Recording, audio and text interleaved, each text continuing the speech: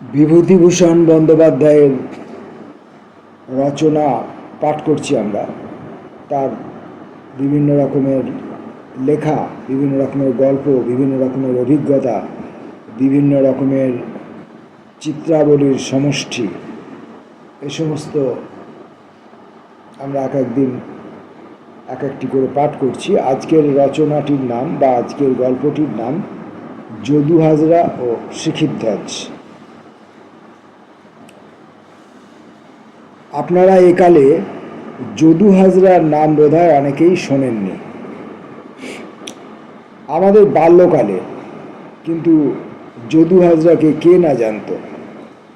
24 পরগনা থেকে মুর্শিদাবাদ এবং ওদিকে বর্ধমান থেকে খুলনার মধ্যে যেখানেই বাজারে বা গঞ্জে বড় বারোয়ারির আসরে যাত্রা হতো, সেসব স্থানে 10-12 ক্রোশ পর্যন্ত যদু হাজরার নাম লোকের মুখে মুখে বেড়াতো। কাঠের পুতুল চোখ মেলে চাইতো যদু হাজরার নাম শুনলে।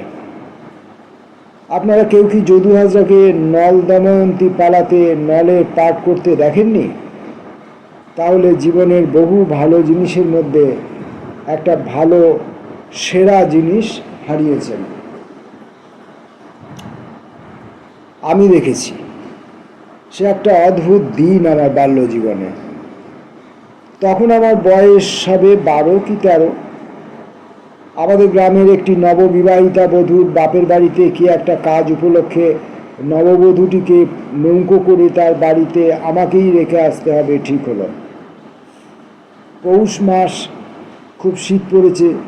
বধূটি গ্রাম সম্পর্কে আমার গুরুজন, আমার চেয়ে 3-4 বছরের বড়ও বটে। দুজনে গল্পগুজবে সারা পথ কাটালুম। তার বাপের বাড়ি পৌঁছে আমি কিন্তু পড়লুম একটু মুশকিলে। মস্ত বড় বাড়ি, উৎসব উপলক্ষে অনেক জায়গা থেকে আত্মীয় কুটুম্বের দল এসেছে। তার মধ্যে 2টি শহর অঞ্চলের চালাক চতুর জ্যাঠা ছেলে আমার বড় অস্বস্তির কারণ হয়ে উঠল। আরও এত ছেলে থাকতে তারা আমাকেই অপ্রতিভ করে কেন যে এত আমোদ পেতে লাগলো তা আমি ঠিক বুঝে উঠতে পারি না।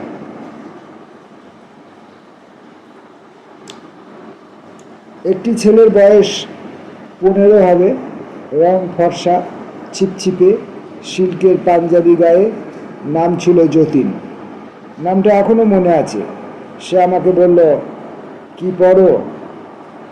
আমি বললাম, মাইনার 2nd ক্লাসে পড়ি। সে বললে, বলো তো হাঁচি মাইনাস কাশি কত? প্রশ্ন শুনে আমি অবাক। বাঙ্গালা স্কুলে পড়ি, মাইনাস কথাটার মানে তখন জানি না। তাছাড়া একই অদ্ভুত প্রশ্ন। আমাকে চুপ করে থাকতে সে অমনি আবার জিজ্ঞাসা করল, হাফগলিন মানে কি? আমি ইংরেজি পড়ি বটে, কিন্তু সে সুশীল ও সুবোধ আব্দুলের গল্প, দারোয়ান ও জেলের গল্প, বড়জোর গুটি পোকা ও রেশমের কথা, সেসবের মধ্যে ওই অদ্ভুত কথাটা নেই। লজ্জায় লাল হয়ে বললাম, পারবো না। কিন্তু তাতে আমার রেহাই নেই। ভগবান সেদিন লোকসমাজে আমাকে নিতান্ত হেয় প্রমাণ করতেই বোধহয় যতীনকে ওদের বাড়িতে হাজির করেছিলেন। সে দুহাতের আঙুলগুলো প্রসারিত করে আমার সামনে দেখিয়ে বললে, এতগুলো কলা যদি 1 পয়সা হবে, তবে 5টি কলার দাম কত? আমি বিষণ্ণ মুখে ভাবছি ওর দুহাতের মধ্যে কতগুলো কলা ধরতে পারে। সে খিলখিল করে হেসে উঠে বিজ্ঞের ভঙ্গিতে ঘাট নেড়ে আমার মাইনার স্কুল 2nd ক্লাসে অর্জিত বিদ্যার অকিঞ্চিত করত্ব প্রতিপন্ন করলে। তারপর থেকে আমি তাকে ভয়ে ভয়ে এড়িয়ে চলতে লাগলাম। বয়স তার আমার চেয়ে বেশিও বটে, শহর অঞ্চলে ইংরেজি স্কুলে পড়েও বটে। দরকার কি ওর সঙ্গে মিশে? তাছাড়া চৌমাথার মোড়ে দাঁড়িয়ে আমি আর কত অপমানই বা সহ্য করি। কিন্তু সে আমায় যতই জ্বালাতন করুক, জীবনে সে আমার একটা বড় উপকার করেছিল। সেজন্য আমি তার কাছে চিরকাল কৃতজ্ঞ। সে যদু হাজরার অভিনয় আমাকে দেখিয়েছিল। সন্ধ্যার কিছু আগে সে আমায় বললে, এই কি নাম তোমার? রাজগঞ্জের বাজারে বারোয়ারি হবে, শুনতে যাবে? রাজগঞ্জ ওখান থেকে প্রায় 2.5 কোষ পথ হেঁটেই যেতে হবে, কিন্তু যাত্রা শুনবার নামে আমি এত উত্তেজিত হয়ে উঠলাম যে এই দীর্ঘ পথের সাহচর্যে অতিক্রম করবার যন্ত্রণার দিকটা একেবারেই মনে পড়ল না। তথাপি সারা পথ যতীন ও তার দলের তারই বয়সী জন কয়েক ছোকরা অশ্লীল কথাবার্তা ও গানে আমাকে নিতান্ত উত্তপ্ত করে তুললে। আমি যে বাড়ির আবহাওয়ায় মানুষ, আমার বাবা মা জ্যাঠামশাই সকলেই নিতান্ত বৈষ্ণব প্রভৃতি। প্রায় আমারই বয়সী ছেলের মুখে ওই রকম টপ্পা ও খেউর শুনে আমার অনভিজ্ঞ বালক মনের নীতিবোধ ক্রমাগত ব্যথা পেতে লাগলো। ওরা কিন্তু আমায় রাজগঞ্জের বাজারে পৌঁছে একেবারে রেহাই দিলে। সেই অপরিচিত জনসমুদ্রে আমায় একা ফেলে ওরা যে কোথায় অদৃশ্য হয়ে গেল আমি কোনো সন্ধানই করতে পারলাম না।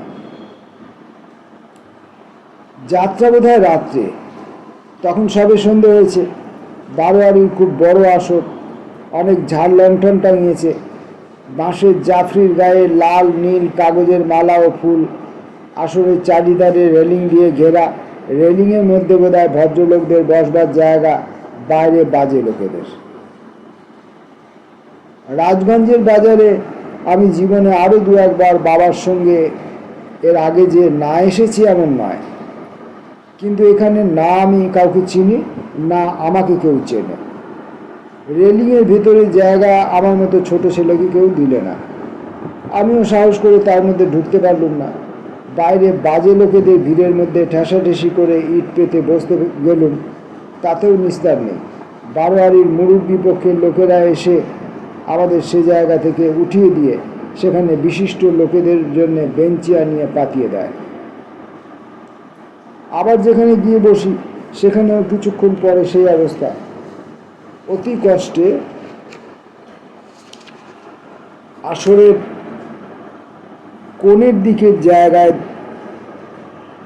দাঁড়াবার মতো একটা খুঁজে নিলাম। অন্যান্য বাজে লোকেদের কি কষ্ট, তারা প্রায়ই চাষাভুষো লোক।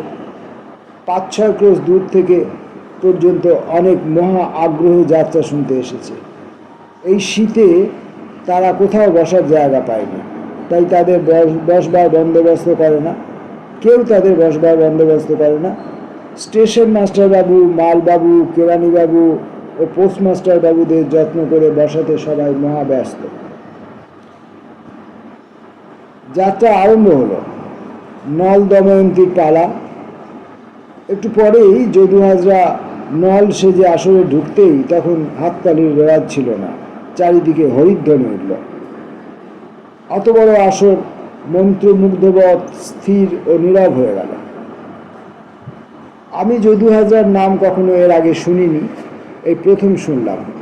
মুগ্ধ হয়ে চেয়ে রইলুম শ্যামবর্ণ সুপুরুষ। বয়স তখন বুঝবার ক্ষমতা হয়নি, 30ও হতে পারে, 50ও হতে পারে, কিন্তু কি কথা বলবার ভঙ্গি, কি মুখ চোখের ভাব, কি হাত পা নাড়ার ঢং! আমার 11 বৎসরের জীবনে আর কখনো এমনটি দেখিনি। বিয়ের কষ্ট ভুলে গেলুম, কিছু খেয়ে বেরুইনি, খিদেতে পেটের মধ্যে বলতার হুল ফোটাচ্ছে সে কথা ভুললুম। যাত্রা থেমে গেলে এত রাত্রে এক অজানা স্থানে শীতে কোথায় যাব সে কথাও ভুলে গেলুম। পঞ্চদেবতা পঞ্চনলরূপে দময়ন্তীর স্বয়ম্বর সভায় এসে বসেছেন। আসল নলরূপী যদু হাজরা বিস্ময় বিহ্বল দৃষ্টিতে চারিদিকে চেয়ে বলছেন, একি এরি চৌদিকে আমার, মম সম রূপ নল চতুষ্টয়, মম সম সাজে সাজি বসিয়াছে সভা মাঝে, বুঝিতে না পারি কিবা মায়াজাল, ইষ্টদেব পুরাও বাসনা মোর, মায়াজাল ফেলো ছিন্ন করি। এমন সময়ে বড় মালা হাতে দময়ন্তী সভায় প্রবেশ করতেই নল বলে উঠলেন,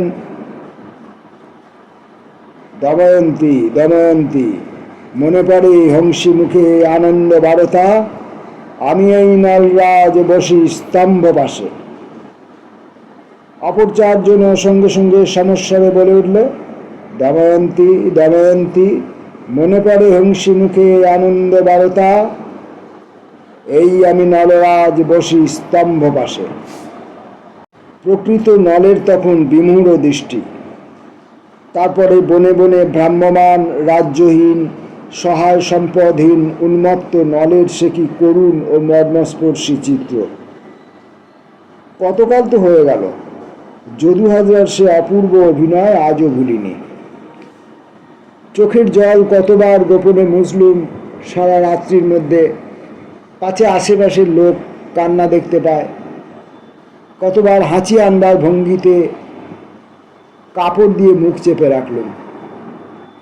যাত্রা শেষ রাত্রে ভাঙল, কিন্তু পরদিনও আবার যাত্রা হবে শুনে আমি বাড়ি গেলুম না।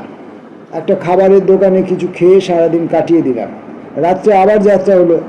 শিখিধ্বজের পালা। যদু হাজরা সাজলে শিখিধ্বজ, এটা নাকি তার বিখ্যাত ভূমিকা। শিখিধ্বজের ভূমিকায় যদু হাজরা আসর মাতিয়ে পাগল করে দিলে। সেই এক রাত্রের অভিনয়ের জন্য 4-5খানা সোনা ও রূপোর মেডেল পেলে যদু হাজরা। যাত্রা যখন ভাঙল তখন রাত বেশি নেই। আসরে একটা বেঞ্চিতে শুয়ে রাত কাটিয়ে সকালে একা নিজের গ্রামে ফিরে এলুম। তারপর কয়েক বছর কেটেছে। তখন আমি আরও একটু বড় হয়েছি, স্কুলে ভর্তি হয়েছি। যদু হাজরার কথা প্রায় এর থেকে শুনি। যেখানেই যাত্রা দলের কথা ওঠে সকলেই এক বাক্যে স্বীকার করে যাত্রা দলের মধ্যে অপ্রতিদ্বন্দ্বী অভিনেতা যদু হাজরা। আমি কিন্তু যদু হাজরাকে আর দেখতে পেলাম না। এর অনেক কারণ ছিল। আমি দূরে শহরের স্কুল বোর্ডিংয়ে গেলুম। মন গেল লেখাপড়ার দিকে। ধরাবাঁধা রুটিনের মধ্যে জীবনের মুক্ত গতি বন্ধ হয়ে পড়ল। অ্যালজেব্রার আঁক, জ্যামিতির এক্সট্রা, ইংরাজির ভাষার নেশা, ফুটবল, ডিবেটিং ক্লাস, খবরের কাগজ জীবনের মধ্যে নানা পরিবর্তন এনে দিলে। ছেলেবেলার মতো যেখানে যাত্রার নাম শুনব সেখানেই দৌড়ে যাব, তা কে জানে 4 ক্রোশ, কে জানে 6 ক্রোশ। এমন মন ক্রমে ক্রমে ধীরে ধীরে বদলে যেতে লাগলো। ইচ্ছে হলেও হয়তো স্কুলের ছুটি থাকে না। স্কুলের ছুটি থাকলেও বোর্ডিংয়ের সুপারিনটেন্ডেন্ট ছাড়তে চান না। নানান উৎপাত। পাড়া গাঁয়ের ছেলে ছিলুম, থিয়েটার কাকে বলে জানতুম না। যে শহরে পড়তুম সেখানে উকিল মুক্তারদের একটা থিয়েটার ক্লাব ছিল। তারা একবার থিয়েটার করলেন। পালাটা ঠিক মনে নেই, বোধহয় প্রতাপাদিত্য। ভাষা ও ঘটনার বিন্যাসে থিয়েটারের পালা আমাকে মুগ্ধ করলো। ভাবলুম যাত্রায় চেয়ে ঢের খারাপ জিনিস। প্লটের এমন বাঁধুনি তো যাত্রার পালাতে নেই। তারপর অনেকবার উকিলদের ক্লাব থিয়েটার দেখলুম। ছেলেবেলার মন ধীরে ধীরে বদলাতে শুরু করেছে। বাজারে যাত্রা হলো বারোয়ারির সময়, কলকাতার দল, কিন্তু তাতে আগেকার মতো আনন্দ পেলুম না। তারপর কলকাতায় এলুম। তখন নতুন মতের অভিনয় সবে কলকাতায় শুরু হয়েছে।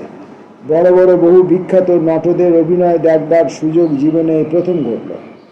তাদের নানা পালাতে নানা অভিনয় দেখলুম। বিলিতি ফিল্মে বিশ্ববিখ্যাত নটদের অভিনয় অনেক দিন ধরে দেখলুম। মানুষ ক্রমে ক্রমে বিজ্ঞ হয়। উকিল ও মুক্তারদের প্রধান অভিনেতা গুরুদাস ঘোষ, যাকে এতকাল মনে মনে কত বড় বলে ভেবে এসেছি, এখন তার কথা ভাবলে আমার হাসি পায়। আরও কয়েক বছর কেটে গেল। কলেজ থেকে বেরিয়ে চাকরি করি। কলকাতায় থিয়েটারের অভিনেতারাও তখন আমার কাছে পুরনো ও একঘেয়ে হয়ে গিয়েছে। থিয়েটার দেখাই ছেড়ে দিয়েছি। ফিল্ম সম্বন্ধেও তাই। খুব নামজাদা অভিনেতা না থাকলে সে ছবি দেখতে যাই না। যাদের অভিনয় দেখে মুগ্ধ হয়েছি এতদিন, এখন তাদের সম্বন্ধে অনেকই মত বদলেছি। এই যখন অবস্থা, তখন কি একটা ছুটিতে বাড়ি গিয়ে শুনি দেশে বারোয়ারি। শুনলুম কলকাতা থেকে বড় যাত্রার দল আসছে। 150 টাকা এক রাত্রির জন্য নিয়েছে। এমন দল নাকি এদেশে আর কখনো আসেনি। ভালো বিলিতি ফিল্মই দেখিনি। থিয়েটার দেখাই ছেড়ে দিয়েছি, ভালো লাগে না বলে। এ অবস্থায় রাত জেগে যাত্রা দেখবার জন্য বিন্দুমাত্র ইচ্ছা মনে জাগবে না, একথাই বাহুল্য। যাত্রা আবার কি দেখব? নিতান্ত বাজে জিনিস। কে কষ্ট করে এই গরমের মধ্যে লোকের ভিড়ে বসে যাত্রা দেখতে যাবে? কিন্তু বন্ধু বান্ধবেরা ছাড়লেন না। বারোয়ারির কর্তৃপক্ষেরা বিশেষ বিশেষ অনুরোধ করে গেলেন, আমার যাওয়া চাই। কি করি, ভদ্রতা বলেও তো একটা ব্যাপার আছে। খানিকটা দেখে না উঠে এলেই হবে। নিতান্ত না যাওয়াটা ভালো দেখাবে না হয়তো, বিশেষ দেশে যখন তত বেশি যাতায়াত নেই। সন্ধ্যার সময় যাত্রা বসলো। যাত্রার জিনিসটা দেখিনি অনেক কাল, দেখে বুঝলুম সেকালের যাত্রা আর নেই। জুরির গান, মেডেলধারী বেহালাদারদের দীর্ঘ কসরত এসব অতীত ইতিহাসে পরিণত হয়েছে। সলমা চুমকির কাজ করা সাজ পোশাকও আর নেই। কলকাতার থিয়েটারের হুবহু অনুকরণ যেমন সাজ পোশাকে, তেমনি তরুণ অভিনেতাদের অভিনয়ের ঢঙে। এমনকি কয়েকজন অভিনেতার বলবার ধরন, মুখভঙ্গি, হাত পা নাড়ার কায়দা কলকাতা স্টেজের কোনো কোনো নামজাদা বিশিষ্ট অভিনেতার মতো। দেখলুম আসলে শ্রোতার দলের মধ্যে যারা তরুণ বয়স্ক, তাদের কাছে এরা পেলে ঘন ঘন হাততালি। কেউ কেউ বলল, ওহ কি চমৎকার নকলই করেছে কলকাতা স্টেজের অমুককে, বাস্তবিক দেখবার জিনিস বটে। এমন সময় আসরে ঢুকলো একটা মোটা কালো বেঁটে লোক। কিসের পাটে তা আবার মনে নেই। লোকটির বয়স 60-এর উপরে হবে, তবে স্বাস্থ্যটা ভালো। কেউ তার বেলা একটা হাততালি দিল না, যদিও সে দর্শকদের খুশি করার জন্য অনেক রকম মুখভঙ্গি করলে, অনেক হাত পা নাড়ালে। আমার সঙ্গে একদল স্কুলের ছেলে বসেছিল। তাদের মধ্যে একজন বুড়ো বলে উঠল, এই বুড়োটাকে আবার কোথা থেকে জুটিয়েছে, দেখতে যেন একটা পিপে, অ্যাক্টিং করছে দেখো না, ঠিক যেন সং। পাশের আর একজন প্রৌঢ় ভদ্রলোক বললেন, ও এককালে খুব নামজাদা একটা ছিল, তখন তোমরা জন্মাওনি, ওর নাম যদু হাজরা। আমি হঠাৎ ভদ্রলোকের মুখের দিকে চাইলুম, তারপর একবার বৃদ্ধ অভিনেতাটির দিকে চাইলুম। বাল্যদিনের একটা ঘটনা আমার মনে পড়ে গেল। সেই কনকনে শীতের রাত্রি, সেই শহুরে ডেপো ছেলেদের সঙ্গে, সেই তারা আমাকে ফেলে রেখে কোথায় পালালো। তারপর বাড়ি থেকে অনেক দূরে এক অপরিচিত গঞ্জের বারোয়ারি আসরে ময়রার দোকানে খাবার খেয়ে আবার সেই একা বিদেশে দুদিন কাটানো। সে রাত্রে যার অভিনয় দেখে আমার বালক মন মুগ্ধ বিস্মিত হয়ে উঠেছিল, সেই যদু হাজরা এই। একসময়ে তার যে ধরনের মুখভঙ্গি দেখে ও কথাবার্তার উচ্চারণ শুনে দর্শকেরা আনন্দে উন্মত্ত হয়ে উঠত, আজও যদু হাজরা সেই সব হুবহু করে যাচ্ছে আমার চোখের সামনে। অথচ দর্শকেরা খুশি নয় কেন? খুশি তো দূরের কথা, তাদের মধ্যে অনেকে ব্যঙ্গ বিদ্রুপ করছেন। কেন? বসে বসে এই কথাটাই ভাবলেন। মন যেন কেমন বিষণ্ণ হয়ে উঠল। অপর লোকের কথা কি, আমারই তো যদু হাজরার হাবভাব হাস্যকর ঠেকছে। কেন এমন হয়? বাল্যদিনের সেই যাত্রার আসরে একে আমি দেখেছিলাম। এর সেই অভিনয় এখনো স্পষ্ট মনে আছে। বিশ্বাসঘাতক সেনাপতির সঙ্গে রাজার কনিষ্ঠা পত্নী ভ্রষ্টা। রাজা একদিন দুজনে নির্জনে প্রেমালাপে নিমগ্ন দেখতে পেয়ে স্তম্ভিত হয়ে গেলেন। কি ভেবে বললেন, মধুচন্দা, আমি প্রৌঢ়, তুমি তরুণী, এই বয়সে তোমায় বিবাহ করে ভুল করেছি। তোমায় আমি এখনো ভালোবাসি, প্রাণে মারব না। তোমরা দুজনে আমার চোখের সামনে প্রেমিক প্রেমিকার মতো হাত ধরাধরি করে চলে যাও, কিন্তু আমার রাজ্যের বাইরে। আর কখনো তোমাদের মুখ যেন না দেখি।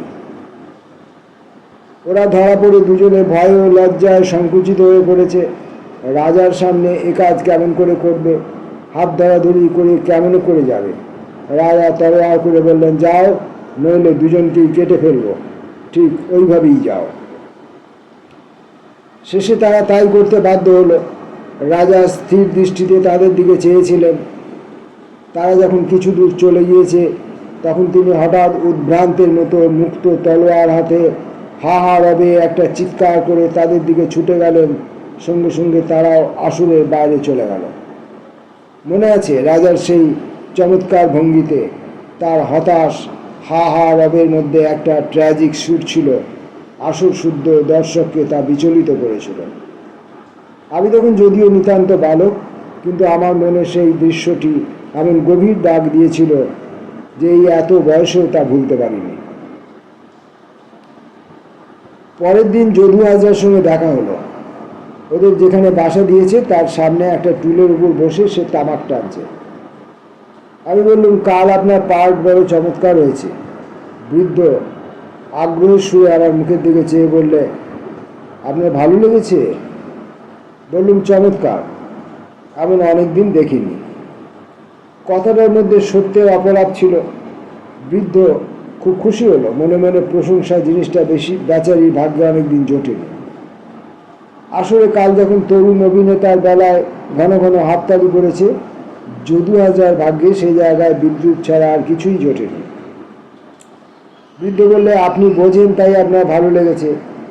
আর মশাই, সেদিন আছে, এখনকার সব হয়েছে আর্ট আর্ট। সে যে কী মাথা মুন্ডু তা বুঝিনি। বউ মাস্টারের দলে ভৃগু সরকার ছিল। রাবণের পাটে অমন একটো আর কেউ কখনো করবে না।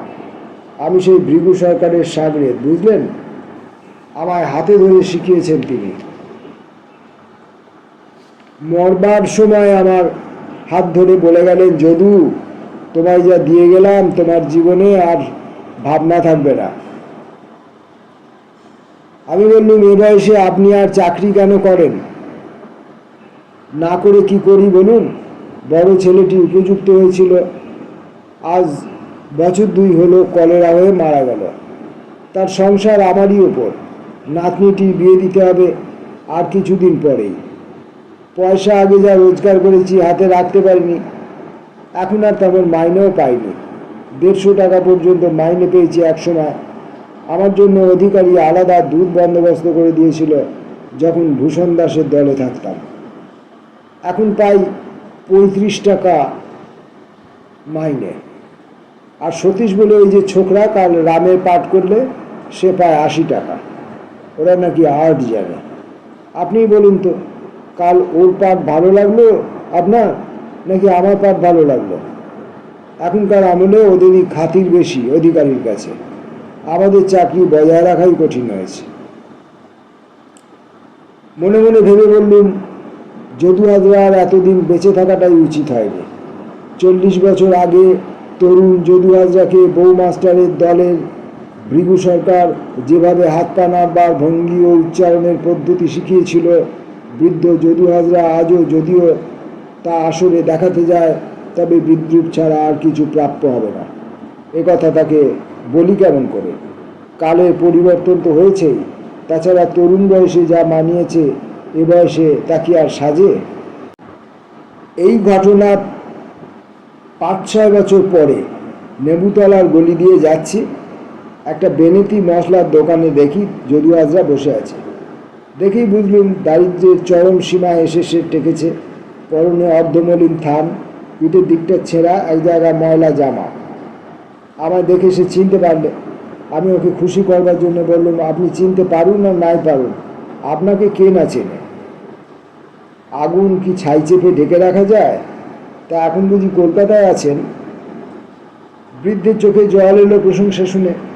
বললে, আর বাবু মশাই, আমাদের দিন ফুরিয়েছে। এই দেখুন, আজ 3টি বছর চাকরি নেই, কোনো দলে নিতে চায় না। বলে, আপনার বয়স হয়েছে হাজরামশাই, এ বয়সে আর আপনার চাকরি করা পোষাবে না। আসল করা আমাদের আর কেউ চায় না। ভালো জিনিসের দিন আর নেই বাবু মশাই। এখনকার কালে সব হয়েছে মেকি। মেকির আদর এখন খাঁটি জিনিসের চেয়ে বেশি। আমার গুরু ছিলেন বউ মাস্টারের দলের ভৃগু সর্দার। আজকালকার কোন বেটা একটার ভৃগু সরকারের পায়ে ধুলির যুগ দিয়েছে?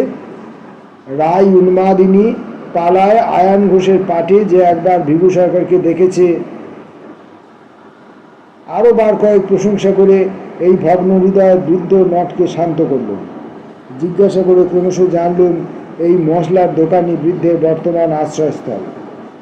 কাছেই গলির মধ্যে কোনো ঠাকুর বাড়িতে একবেলা খেতে দেয়, রাত্রে এই দোকানটাতে শুয়ে থাকে। দোকানের মালিক বোধহয় ওর জানাশোনা। কার্যোপলক্ষে গলিটা দিয়ে প্রতিদিনই যাতায়াত করি। আর ফিরবার সময় যদু হাজরার সঙ্গে একটু গল্প গুজব করি। একদিন বৃদ্ধ বললে, বাবুমশাই একটা কথা বলবো, একদিন একটু মাংস খাওয়াবেন, কতকাল খাইনি। একটা ভালো রেস্টুরেন্টে তাকে নিয়ে গিয়ে খাওয়ালো। ওর খাওয়ার ভঙ্গি দেখে মনে হলো বৃদ্ধ কতদিন ভালো জিনিস খেতে পায়নি। তারপর দুজনে একটা পার্কে গিয়ে বসলাম। রাত তখন 9টা বেজে গিয়েছে, শীতকাল, অনেকে পার্ক থেকে চলে গিয়েছে। একটা বেঞ্চে বসে বৃদ্ধ নিজের সম্বন্ধে কত কথাই বলল। কোন জমিদার তাকে আদর করে ডেকে নিয়ে নিজের হাতে সোনার মেডেল পরিয়ে দিয়েছিলেন, তার অভিনয় দেখে কবে কোন মেয়ে তার প্রেমে পড়েছিল, হাতিবাঁধা রাজা নিজের গায়ের শাল খুলে ওর গায়ে জড়িয়ে দিয়েছিলেন, এইসব বলতে বলতে মাঝে মাঝে যেন ও অন্যমনস্ক হয়ে পড়ছে। 25 বছর আগের কোনো তরুণ তরুণী হাসি মাখা চাউনি ওর আবেশ মধুর যৌবন দিনগুলির উপর স্পর্শ রেখে গিয়েছে, কে জানে। সেই সব দিন, সেই সব বিস্মৃত পায় মুখ ও মনে আনবার চেষ্টা করছিল কিনা। আমি কিছুক্ষণ চুপ করে থেকে বললুম, শিখিধ্বজ আর মধুচন্দার সেই অভিনয় আমার বড় ভালো লাগে। সেই যখন রাজা বললেন, তোমরা প্রেমিক প্রেমিকার মতো হাত ধরাধরি করে চলে যাও, এই জায়গাটা এখনো ভুলিনি। বৃদ্ধ নট সোজা হয়ে বসল। তার চোখে যৌবনকালে সেই হারানো দীপ্তি যেন ফিরে এলো। বলল, ওহ, সে কতকালের যে কথা। ওপালা গিয়েছি প্রসন্ন নিয়োগীর দলে থাকতে, দেখবেন, করে দেখাবো। আমি উৎসাহের সঙ্গে বললুম, মনে আছে আপনার? দেখান না। ভাগ্যে পার্কে তখন বিশেষ কেউ ছিল না। বৃদ্ধ উঠে দাঁড়ালো। আমি হলাম মধুচন্দা। ও নিজের পাঠ বলে যেতে লাগলো। দেখলুম কিছুই বলেনি।